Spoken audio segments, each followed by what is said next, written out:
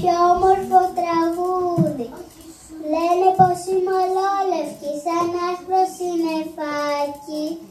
Σ' όλο τον κόσμο να γίνω με τα παλό αεράκι. Αξία δίνω στη ζωή, σε όλους ευτυχία και όλοι με γνωρίζετε, είμαι η ελευθερία. Για σένα αγωνίστηκαν οι Έλληνες γενναία και σήκωσαν πολύ ψηλά του έθνους τη σημαία.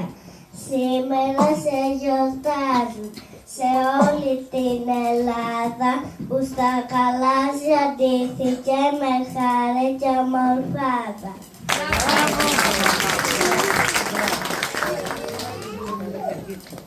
Ποτέ χωρίς τη ελευθεριά μου δεν άντεξε η καρδιά μου. Γι' αυτή πανταγωνίστηκα μαζί με τα παιδιά μου και σκλαβωμένη έζησα για 400 χρόνια στους Τούρκους που δεν έδειξα ούτε στα συμπόνια.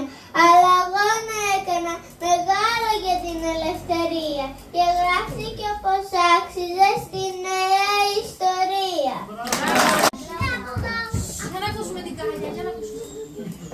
Λένε πως έχω άρωμα σαν όμορφο λουλούδι και φτιάχνουνε για μένα το πιο όμορφο τραγούδι. Λένε πως είμαι ολόλευκη σαν άσπρο συννεφάκι. Σ' όλο τον κόσμο να γίνω με τα παλό αεράκι. Αξία δίνω στη ζωή, σε όλους ευτυχία και όλοι με γνωρίζετε, είμαι η ελευθερία. Για σένα αγωνίστηκαν οι Έλληνες γενναία και σήκωσαν πολύ ψηλά του έθνους τη σημαία.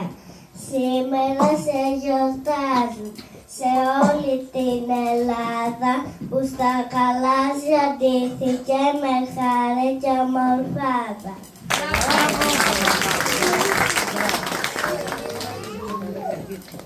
Ποτέ χωρίς τη ελευθεριά μου δεν άντεξε η καρδιά μου. Γι' αυτή πανταγωνίστηκα μαζί με τα παιδιά μου και σκλαβωμένη έζησα για 400 χρόνια.